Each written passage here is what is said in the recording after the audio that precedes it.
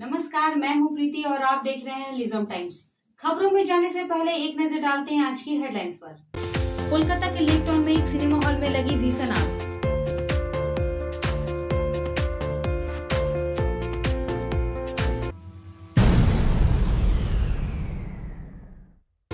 हाथियों के हमले से एक किशोर की मौत।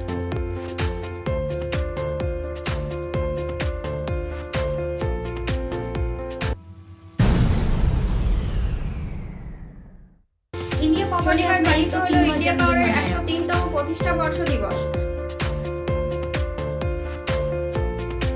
कोलकाता के लेक टाउन के मिनी जया सिनेमा हॉल में शुक्रवार की रात भीषण आग लग गई। दमकल की 15 गाड़ियां मौके पर पहुंची। लेक टाउन के मिनी जया सिनेमा हॉल में लगी भीषण आग। क्षेत्र के निवासी चिंतित है कि आग फैल सकती है क्योंकि क्षेत्र में बहुत भीड़ है। सिनेमा हॉल की चौथी मंजिल पर सुरक्षा कर्मी और उनकी पत्नी को अस्पताल में भर्ती कराया गया है। जया के दोनों सिनेमा हॉल बंद है। दमकल कर्मियों ने कहा कि उचित रखरखाव के अभाव में शॉर्ट सर्किट में आग लगी। आग की खबर सुनकर राज्य के अग्निशमन मंत्री सुचित बसु मौके पर पहुंचे।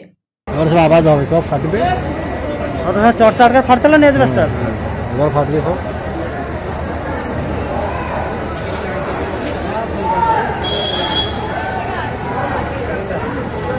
এ সিলিং তো সিলিং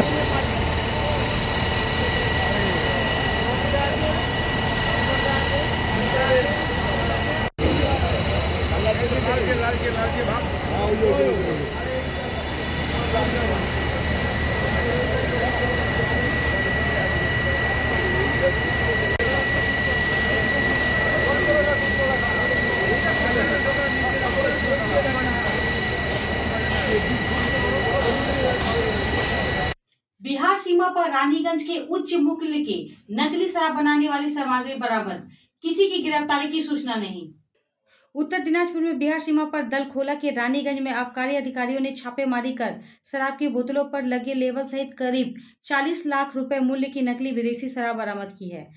आबकारी अधिकारियों ने एक सूत्र से सूचना मिलने के बाद ऑपरेशन को अंजाम दिया।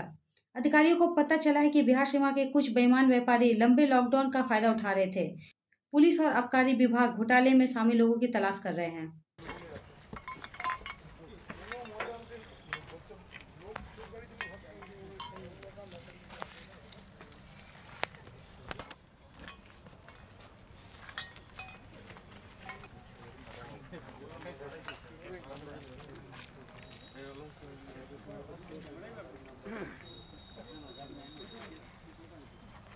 টিকটা নিজে দিতে তো তিরপালটা নিয়ে এসে ভিতরে হ্যাঁ, আজকে আমাদের একটা রেড হয়েছে ডালখোলাতে, ডালখোলা পিএসের আন্ডারে রানীগঞ্জ এরিয়াটা। এইখানে প্রায় আমরা 2:30 থেকে 3:30টার মধ্যে রেড করি এবং আমরা ওভারপ্রুফ স্পিরিট, যেটা দিয়ে অ্যাকচুয়ালি ফেক ফরেন লিকারটা তৈরি হয়, সেটা 2000 লিটার, আর জালি বিদেশি মদ যেটাকে ফেক ফরেন লিকার বলা হয় সেটা প্রায় 3000 litre, cap 3000 litre, 3000 piece, hologram 4000 piece আর লেবেল 4000। এই টোটাল মালটা আমরা আপাতত সিজ করেছি এখনো পর্যন্ত। এখান থেকে কাউকে অ্যারেস্ট করেন? এখনো পর্যন্ত অ্যারেস্ট করা হয়নি, তদন্ত চলছে। আশা করি শীঘ্রই আমরা অ্যারেস্ট করব। এতগুলো ফেক লিটার কোথা থেকে তুললেন? রানীগঞ্জ থেকে। রানীগঞ্জ হচ্ছে ডালখোলা পিএসের আন্ডারে একটা স্পট। আমাদের কাছে সিক্রেট ইনফরমেশন ছিল, কারণ এখন লকডাউনের সময় এই ব্যবসাটা আবার বেড়েছে, তো সেখানে আমরা সিক্রেট ইনফরমেশনের বেসিসে রেডটা করি এবং আজকে আমরা সাকসেস পাই। ওখানে কি তৈরি হয় এরকম কিছু ইনফরমেশন আছে? ওটা আমরা এখন তদন্ত করে বলতে পারবো, এখনো ক্লিয়ার কাট বলা যাচ্ছে। এটা কোনো গোডাউনে ছিল? হ্যাঁ, এটা একটা গোডাউন থেকে পাওয়া গেছে, স্টোর করা ছিল একটা স্টোর। গোডাউনটা কি লক করে? প্রায় নিয়ার अबाउट 40 लाख। आरपीएफ ने अलीपुरद्वार के कुमार गांव से एक निजी मेल आईडी से अवैध रूप से ट्रेन टिकट खरीदने बेचने के आरोप में एक शिक्षक को गिरफ्तार किया है। इस घटना से इलाके में हड़कंप मच गया। आरपीएफ ने अवैध रूप से ट्रेन की टिकट बेचने के आरोप में कुमार ग्राम से एक व्यक्ति को गिरफ्तार किया। अलीपुरद्वार जंक्शन के अधिकारियों ने एक कैफे में छापा मारा और मालिक और शिक्षक तन्मय धर चौधरी को गिरफ्तार कर लिया। शिकायत मिलने के बाद सफेद कपड़ों में आरपीएफ कर्मी ग्राहक के रूप में आए और ट्रेन का टिकट कटवाया। दुकान का कंप्यूटर, हार्डवेयर, डिस्क और अन्य सामान जब्त कर लिया गया। अलीपुरद्वार जंक्शन के उप निरीक्षक रूबी वर्मा ने कहा कि धृति पर लंबे समय से व्यवसाय चलाने का आरोप लगाया गया था। उनका मोबाइल फोन भी जब्त कर लिया गया है। घटना के पीछे और कौन है, इसकी जांच कर रही है।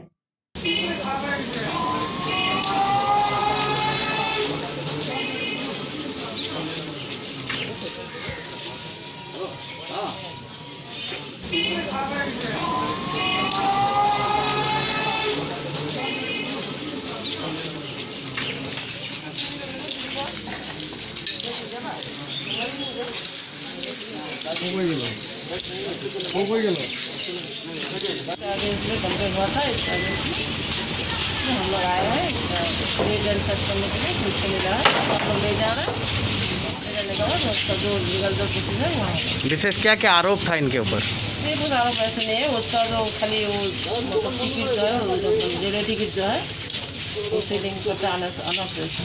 ये इनके दुकान से क्या क्या सीज हुआ है आज? अभी सीपीयू सीज हुआ है, उनका बैंक पासबुक, उसका बाद क्या है मोबाइल। पुरुलिया के अयोध्या पहाड़ियों में ऊपरी बांध के क्षेत्र में हाथियों का फिर से हमला, एक युवती की मौत, इलाके में तनाव। पुरुलिया के अयोध्या पहाड़ियों में एक युवती को हाथियों ने मार डाला।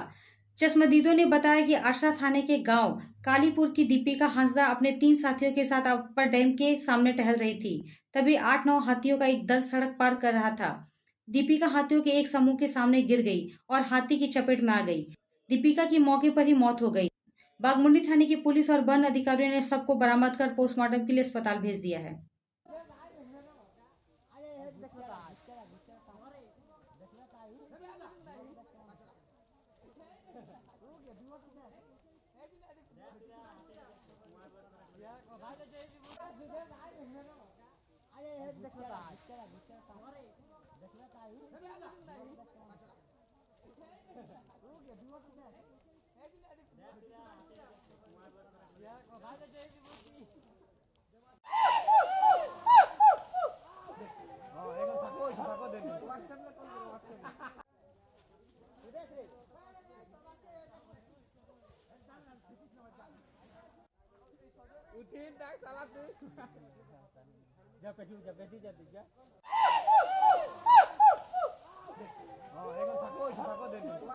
शनिवार को इंडिया पावर ने अपना 103वां जन्मदिन मनाया।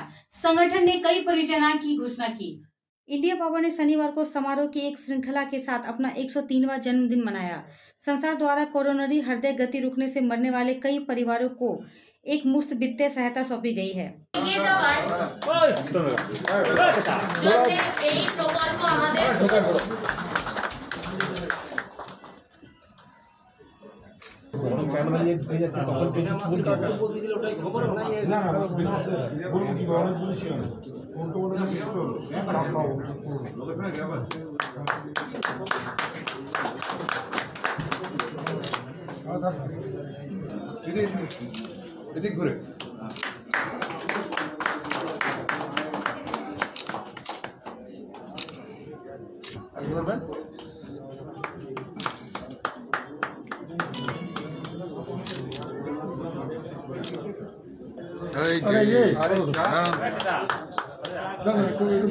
একবার দাঁড়ান, একটু দাঁড়ান।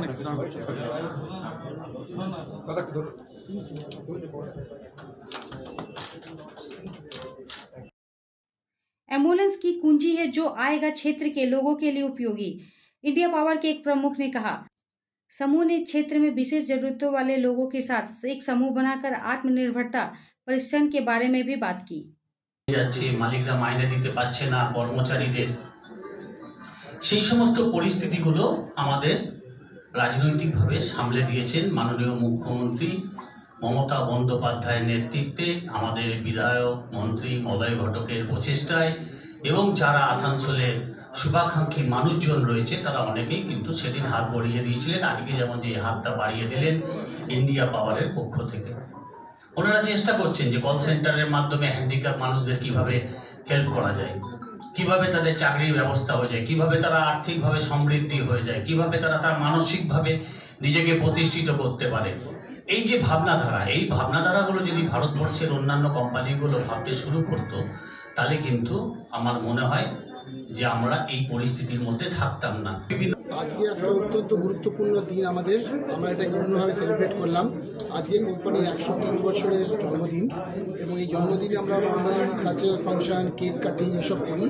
এবারে এই ট্রাইং টাইমসের কথা চিন্তা করে এবং চারধারে যে সমস্ত কঠিন সময় যাচ্ছে ওটাকে চিন্তা করে আজকে আমরা 3টে প্রোগ্রাম রেখেছি টু অর্গানাইজ আওয়ার বার্থডে।